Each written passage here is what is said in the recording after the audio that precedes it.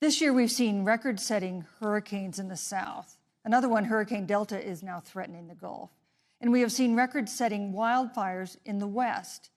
Do you believe, as the scientific community has concluded, that man-made climate change has made wildfires bigger, hotter, and more deadly, and have made hurricanes wetter, slower, and more damaging? You have 2 minutes uninterrupted. Thank you, Susan.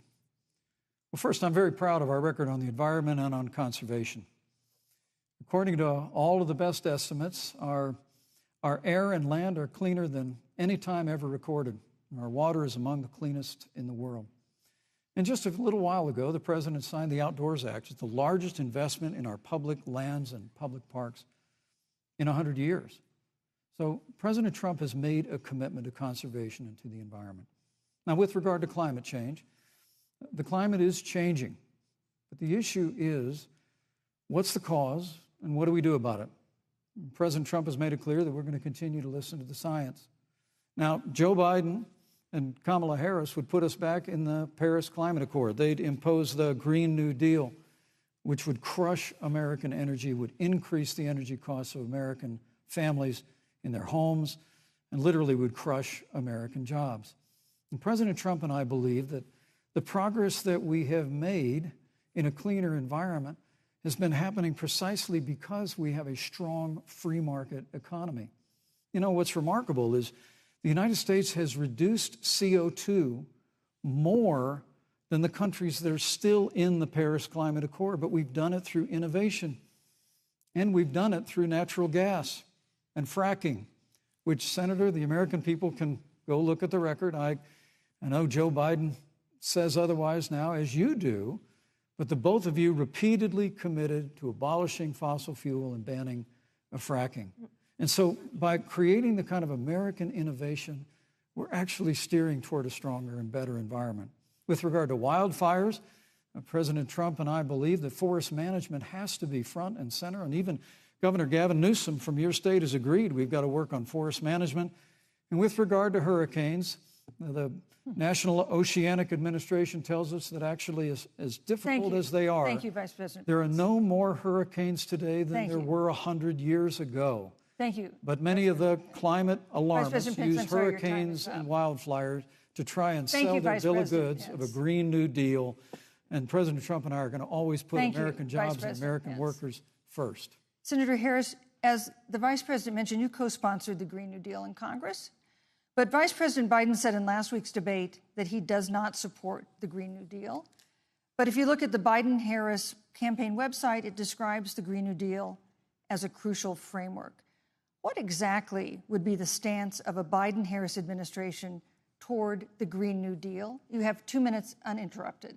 Sure. So first of all, I will repeat, and the American people know, that Joe Biden will not ban fracking. That is a fact. That is a fact. I will repeat that Joe Biden has been very clear that he thinks about growing jobs, which is why he will not increase taxes for anyone who makes less than $400,000 a year. Joe Biden's economic plan, Moody's, which is a reputable Wall Street firm, has said will create 7 million more jobs than Donald Trump's. And part of those jobs that will be created by Joe Biden are going to be about clean energy and renewable energy. Because you see, Joe understands that the west coast of our country is burning, including my home state of California. Joe sees what is happening on the Gulf states, which are being battered by storms. Joe has seen and talked with the farmers in Iowa, whose entire crops have been destroyed because of floods. And so Joe believes, again, in science. I'll tell you something, Susan. I served, when I first got to the Senate, on the committee that's responsible for the environment. Do you know this administration took the word science off the website and then took the phrase climate change off the website? We have seen a pattern with this administration, which is they don't believe in science. And Joe's plan is about saying we're going to deal with it, but we're also going to create jobs.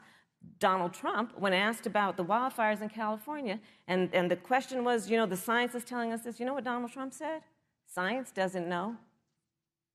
So let's talk about who is prepared to lead our country over the course of the next 4 years on what is an existential threat to us as human beings. Joe is about saying we're going to invest that in renewable energy. It's going to be about the creation of millions of jobs. We will achieve net zero emissions by 2050, carbon neutral by 2035. Joe has a plan.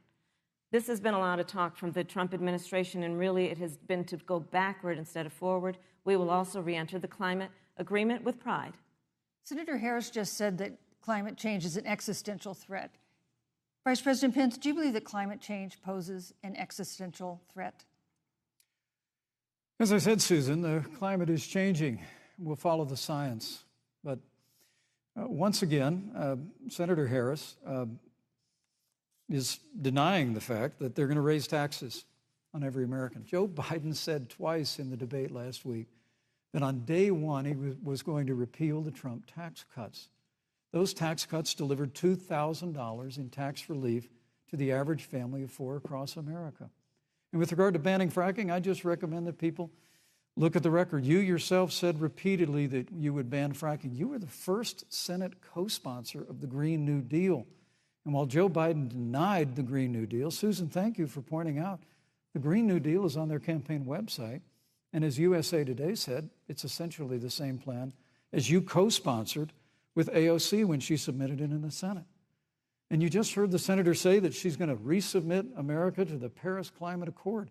Look, the American people have always cherished our environment. We'll continue to cherish it. We've made great progress reducing CO2 emissions through American innovation and the development of natural gas through fracking. We don't need a massive $2 trillion Green New Deal that would impose all new mandates on American businesses and American families. Thank you. Joe Biden wants us to retrofit 4 million American business buildings.